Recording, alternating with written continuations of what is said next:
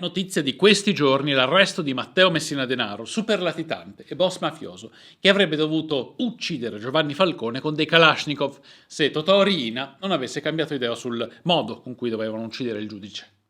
Torniamo a quel 23 maggio del 1992.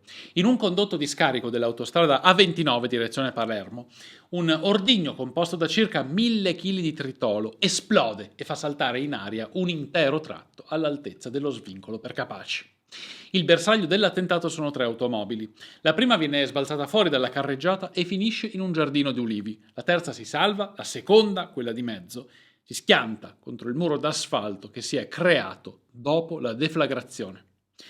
A bordo ci sono Giovanni Falcone e sua moglie, Francesca Morvillo. Sopra il cielo di Capaci si alza una nuvola nera alta quasi 100 metri. Il tratto autostradale coinvolto nell'esplosione sprofonda in un cratere di detriti. Sono le 17:58, l'ora esatta in cui l'Italia si ferma con il fiato sospeso e scopre fino a dove può spingersi la mafia. La corsa in ospedale è tanto inutile quanto disperata. Falcone e sua moglie muoiono per le gravi lesioni riportate nell'incidente.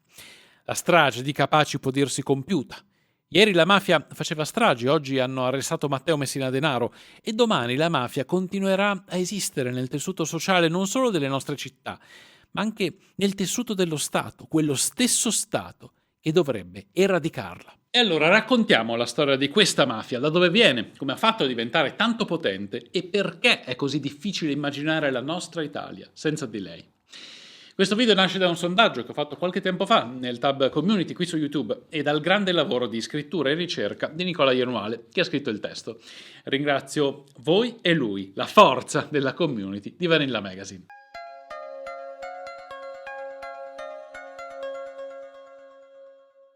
Toledo, anno 1412. I fratelli Osso, Mastrosso e Carcagnosso, 3 membri di una società segreta di stampo criminale detta la Gardugna, devono vendicare l'onore della sorella e uccidere l'uomo che l'ha violentata, un protetto del re di Spagna. L'omicidio però gli costa una condanna a 29 anni, 11 mesi e 29 giorni, da scontare nel carcere dell'isola di Favignana, nell'arcipelago delle Egadi, in Sicilia. Durante questo periodo dietro le sbarre, i 3 fratelli gettano le basi di un'utopica organizzazione criminale basata sull'onore, sull'omertà e il sangue. Quando tornano in libertà, le loro strade si separano. Osso resta in Sicilia e dà vita a Cosa Nostra. Mastrosso e Carcagnosso si spostano rispettivamente in Calabria e in Campania, dove fondano l''ndrangheta e la camorra. Secondo la tradizione popolare, questa è l'origine della mafia, ma è chiaro che Osso, Mastrosso e Carcagnosso sono personaggi del folklore assunti a mito fondativo per nobilitare la nascita della malavita e la stessa Gardugna è frutto della fantasia degli scrittori iberici dell'Ottocento. Un'altra teoria vuole che Cosa Nostra abbia raccolto l'eredità dell'antica setta dei Beati Paoli, attiva a Palermo nel XII secolo, ma anche qui ovviamente siamo nel campo del mito.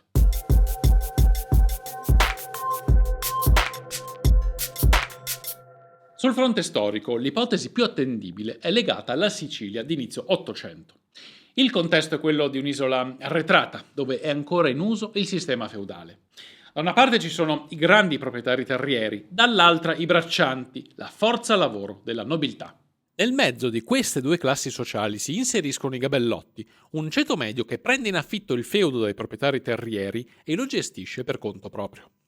Nella Sicilia pre-Unità d'Italia i gabellotti girano armati e a cavallo, sfruttano i braccianti, riscuotono le gabelle, si arricchiscono e, in alcuni casi, riescono addirittura a elevarsi a proprietari terrieri comprando i feudi dei nobili in difficoltà economiche.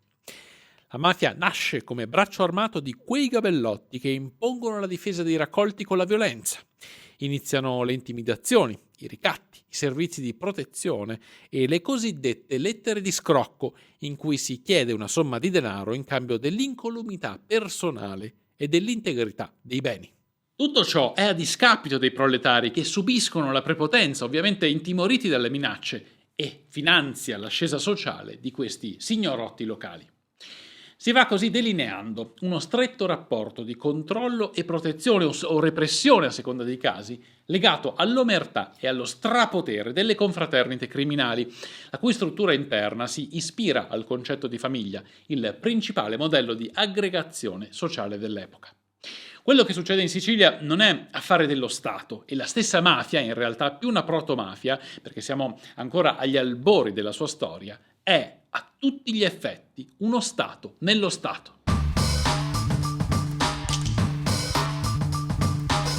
Nel 1837 il procuratore della Gran Corte di Trapani, Pietro Calà Ulloa, redige un documento in cui descrive l'esistenza di alcune cosche coinvolte in attività criminali. Siamo ancora lontani dall'effettiva presa di coscienza e il termine mafia entrerà a far parte dell'immaginario collettivo siciliano soltanto nel 1863, con la rappresentazione del dramma popolare I Mafiosi di La Vicaria. L'isola è sempre più terra di nessuno e, proprio come i Borbone prima di loro, dopo l'unità d'Italia, anche i Savoia non riescono a imporre la propria autorità sul territorio. A partire dal 1861 vengono introdotte la tassa sul macinato e la leva obbligatoria, due novità importate dal nord che generano tensioni sociali e nuove ondate di criminalità. Il neonato Stato italiano non ha un controllo diretto sulla Sicilia e l'apparato burocratico locale finisce per fare affidamento alle cosche mafiose, famiglie che conoscono bene i meccanismi sociali della zona e possono tenere a bada il popolo. Sono anni in cui Cosa Nostra approfitta del vuoto di potere e si impone sempre di più nelle aree rurali dell'isola. È un fenomeno in crescita che certo non può passare inosservato e nel 1864 Nicolò Turrisi Colonna dà alle stampe l'opuscolo Pubblica Sicurezza in Sicilia, in cui svela l'esistenza di una presunta organizzazione criminale che minaccia proprietari terrieri e contadini. Il termine mafia compare per la prima volta in un documento ufficiale nel 1865, con un rapporto del prefetto di Palermo Filippo Antonio Gualterio. Per delle indagini più approfondite bisogna attendere il 1875, 10 anni dopo, anno in cui viene istituita la Giunta parlamentare d'inchiesta sulle condizioni sociali ed economiche della Sicilia. La conclusione a cui giunge il deputato lombardo Romualdo Bonfadini è che la mafia non è un'associazione a delinquere organizzata. Ma Leopoldo Franchetti e Sidney Sonnino non sono dello stesso avviso e nella loro inchiesta del 1876 pubblicano il documento Condizioni politiche e amministrative della Sicilia, un testo che analizza la questione meridionale dal punto di vista sociale e identifica i mafiosi come una delle principali criticità dell'isola. A differenza di Bonfadini, Franchetti e Sonnino sono convinti che la mafia sia un'organizzazione ben strutturata, retta da una classe media di facinorosi che, in assenza del controllo dello Stato, si afferma e si arricchisce imponendo con la violenza i propri servigi. Questa conclusione smuove il governo e nel 1877 il presidente del Consiglio Agostino De Pretis invia a Palermo il prefetto Giovanni Nicotera per reprimere il fenomeno del brigantaggio e le sette di stampo mafioso. Seguono inchieste e processi per un decennio in cui si scopre che tutti i criminali portati alla sbarra appartengono a delle associazioni con statuti, segni di riconoscimento e riti di iniziazione in comune.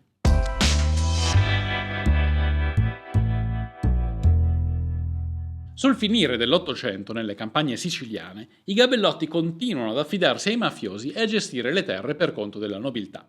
Chi ne paga le conseguenze sono i contadini che dal 1891 iniziano a riunirsi in sindacati agricoli detti fasci. La situazione precipita nel giro di un paio d'anni. Da un lato ci sono i capi socialisti dei fasci che chiedono contratti equi e condizioni migliori per i lavoratori. Dall'altro c'è il governo Crispi, che non sembra disposto a scendere a patti con i dimostranti. Nel mezzo si inserisce la mafia, che guarda bene i propri interessi e offre appoggio a entrambe le fazioni. In particolare, il fondatore del fascio di Corleone, Bernardino Verro, stringe un'alleanza strategica con un clan mafioso della città, a cui chiede protezione durante gli scioperi. Addirittura, per rafforzare la sua posizione, ottiene l'affiliazione alla cosca corleonese dei Fratuzzi. Intanto, il 1 febbraio del 1893, arriva la prima vittima eccellente della mafia, il direttore del Banco di Sicilia, Emanuele Notarbartolo, ucciso con 27 pugnalate, dopo aver denunciato la presenza di politici legati a Cosa Nostra nel Consiglio di amministrazione. In Sicilia la situazione è fuori controllo e nel 1893 il Presidente del Consiglio ordina all'esercito di reprimere i fasci con la violenza. La mafia osserva l'evolversi degli eventi e capisce che deve ritirare l'appoggio ai socialisti per schierarsi solo dalla parte dello Stato. Dopo atti di guerriglia, disordini ed esecuzioni sommarie, il 4 gennaio del 1894 viene dichiarato lo stato di assedio di tutta l'isola. I militari sciolgono i fasci e ne arrestano i capi, ma il vero vincitore è la mafia, che ha saputo trovarsi dalla parte giusta al momento giusto e mantenere intatta la sua influenza sul territorio.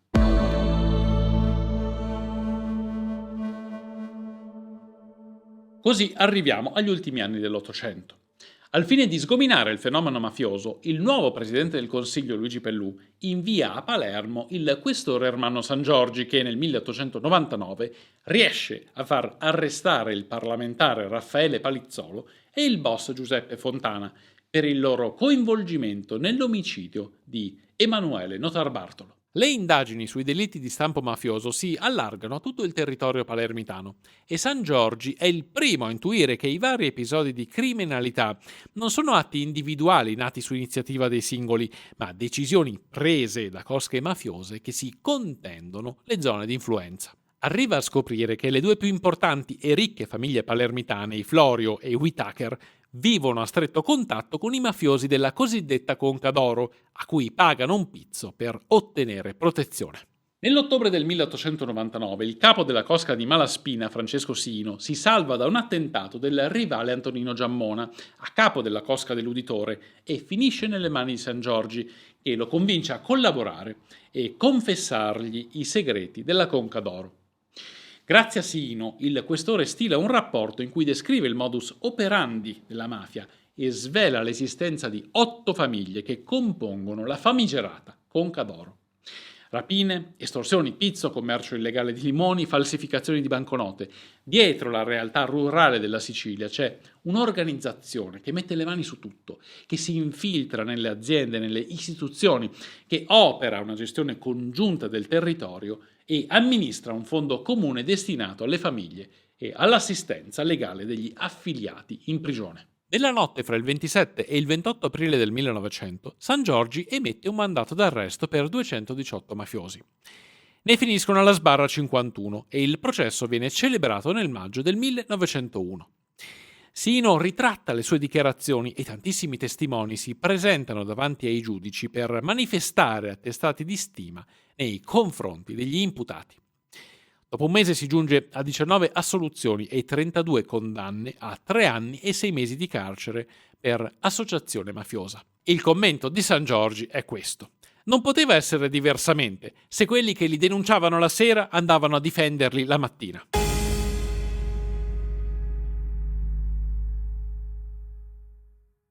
All'inizio del Novecento la situazione non cambia e la Sicilia balza agli onori delle cronache di mezzo mondo per una serie di omicidi.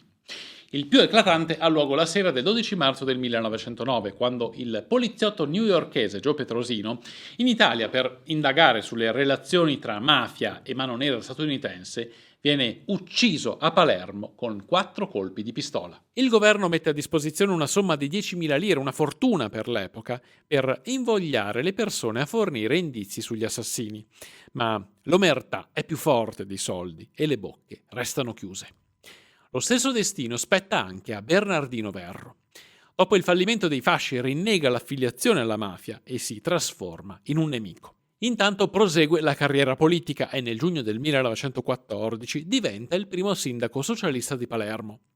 Il suo mandato è breve e il successivo 3 novembre 2 sicari lo freddano con 11 colpi di pistola.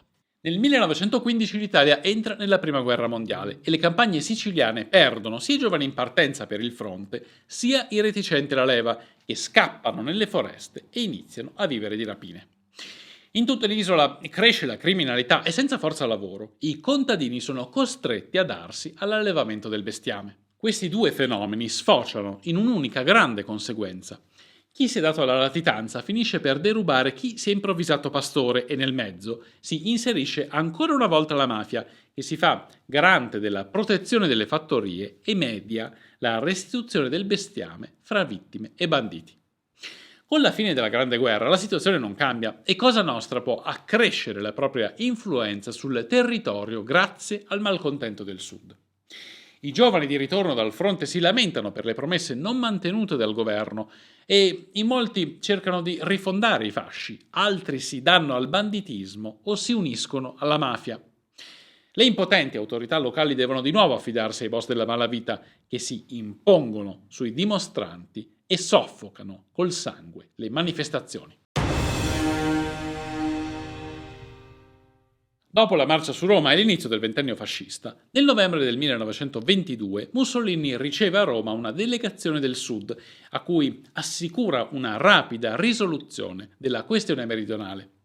In Sicilia le percentuali di analfabetismo sono spaventose, qui si somma povertà e arretratezza del sistema agricolo. La popolazione scontenta spera che ci siano riforme come l'abolizione dei feudi e un'equa redistribuzione dei terreni, ma dovranno passare ancora 2 anni prima che il regime faccia qualcosa di concreto. Secondo un aneddoto raccontato da Mussolini stesso, il pretesto per l'inizio di una campagna antimafia glielo fornisce un viaggio in Sicilia del 1924. Il 7 maggio Mussolini e la sua scorta arrivano nel comune palermitano di Piana degli Albanesi, dove li accoglie il sindaco Francesco Cuccia, detto Don Ciccio, un boss malavitoso che durante un breve percorso in automobile si avvicina all'orecchio del duce e gli sussurra queste parole: «Voscenza non ha bisogno di questi sbirri, non ha niente da temere finché sarà in mia compagnia». Mussolini fa finta di niente, abbozza un sorriso e nel frattempo chiede ai suoi uomini di svolgere delle indagini. Il giorno successivo è ad Agrigento. Adesso sa, chiede Don Ciccio, qual è il suo ruolo nell'amministrazione del territorio e quanto è grande il suo potere. Un potere così vasto da superare quello del regime. Il duce non ci sta, nessuno può rivaleggiare col fascismo e nel bel mezzo di un comizio promette di debellare il fenomeno mafioso. L'uomo della provvidenza è Cesare Mori. Mussolini rientra a Roma, lo nomina prefetto prima di Trapani, poi di Palermo e gli dà carta bianca per intraprendere una guerra senza quartiere fatta di rastrellamenti e arresti su larga scala. I suoi metodi, talvolta brutali e poco convenzionali, sono il frutto di un'intuizione.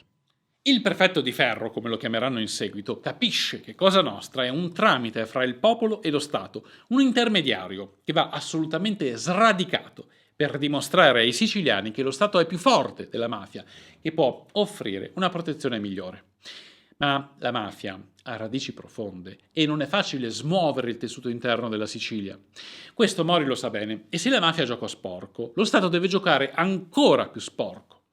Un perfetto esempio pratico di questa linea di pensiero è il celebre rastrellamento di Gangi. Il 31 dicembre del 1925 Mori mobilita esercito e carabinieri e marcia su questa piccola roccaforte di banditi paramafiosi, dove sa che i criminali su cui sta indagando si sono rifugiati per trascorrere il Capodanno in famiglia. All'alba del 1 gennaio del 1926 le truppe circondano Gangi, tolgono l'acqua, tagliano le comunicazioni con il mondo esterno e il sindaco riceve un telegramma in cui Mori parla chiaro. Intimo tutti i latitanti esistenti in questo territorio di costituirsi alle forze dell'ordine entro 12 ore. Decorso il termine sarà proceduto nei confronti delle famiglie, dei possedimenti e di ogni specie di favoreggiatore, sino alle estreme conseguenze. Durante l'assedio, Mori ordina di non aprire il fuoco in nessun caso. Non vuole che i mafiosi abbiano la soddisfazione di una sparatoria.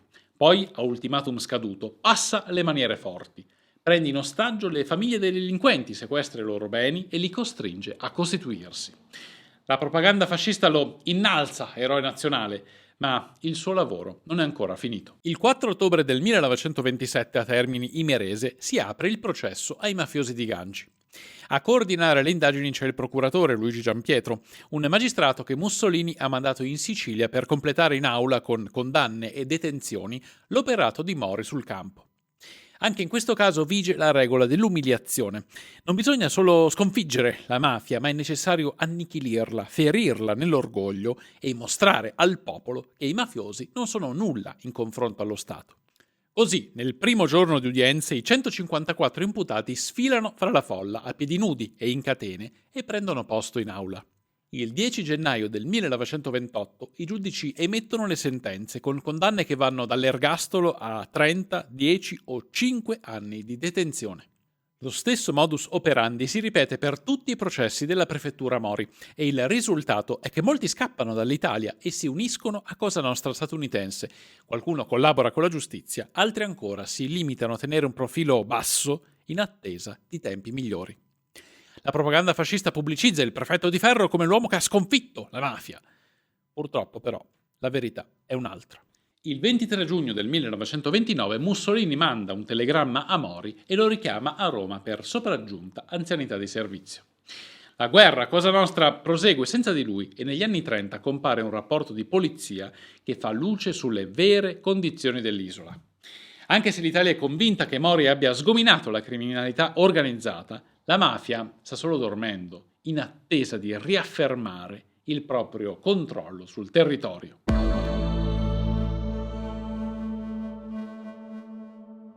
Nell'ultima fase del ventennio fascista si susseguono arresti, inchieste e processi. Si fa avanti Salvatore Anello, uno dei primi collaboratori di giustizia, che svela alle autorità il complesso schema delle strutture interne malavitose. Poi arriva la Seconda Guerra Mondiale e in Sicilia viene meno l'autorità del regime, terreno fertile per una mafia ferita e in cerca di riscatto.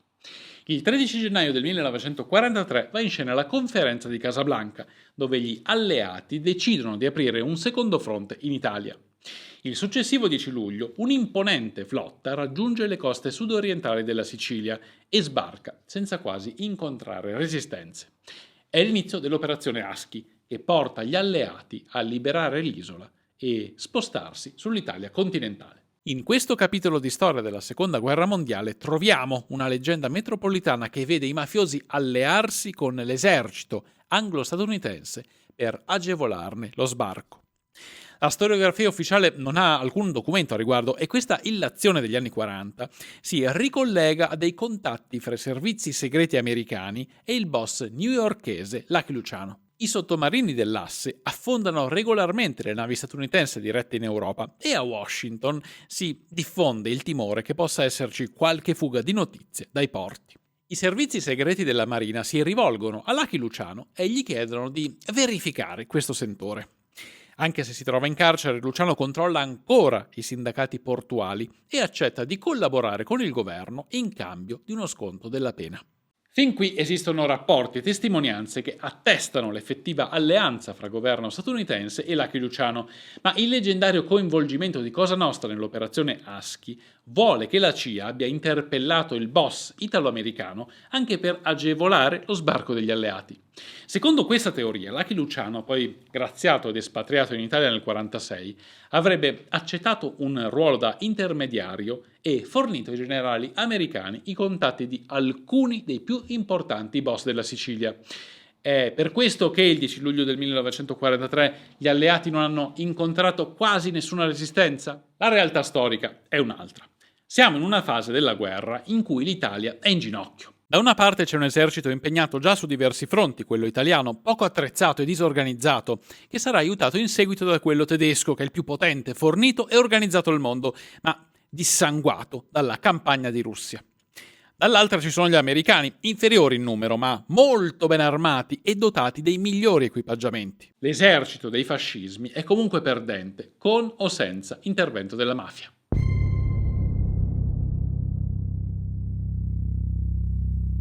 Leggende e dicerie a parte. Nel 1943 gli alleati sbarcano, liberano la Sicilia e instaurano un governo provvisorio, l'AMGOT, che significa Allied Military Government of Occupied Territories, che ha l'onere di provvedere all'amministrazione dell'isola. La mafia è lì e fa la sua mossa.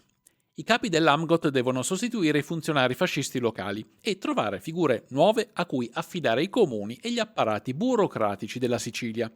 I soggetti ideali sono gli antifascisti, i dissidenti politici che durante il ventennio hanno subito le persecuzioni del regime. Il problema è che gli alleati fraintendono il curriculum politico di certi individui e finiscono per fidarsi di mafiosi che si spacciano per vittime della repressione fascista. Ed è così che il boss Calogero Vizzini diventa sindaco di Villalba, Nick Gentile ottiene l'amministrazione di Agrigento e dintorni, mentre il ruolo di responsabile dell'ufficio per la requisizione dei cereali e degli alimenti va al capomafia Vincenzo Di Carlo. In genere i malavitosi arrestati durante la prefettura di Mori vengono liberati o richiamati dal confino. Con questa nuova infiltrazione nel tessuto politico della Sicilia, Cosa Nostra ricomincia a gestire i vecchi racket e ristabilisce la sua autorità sul territorio, ma non è come prima. Nelle aree rurali non c'è più quello stretto legame con la popolazione e gli interessi della mafia si spostano lentamente verso le grandi città, dove avrà inizio la grande speculazione edilizia degli anni 50 e 60 e l'ingresso nel mercato internazionale degli stupefacenti. Seguiranno decenni di business fiorenti, stragi, guerre interne ed esterne, una crescita esponenziale, un'affermazione di potere che ci riporta a quel 23 maggio del 1992.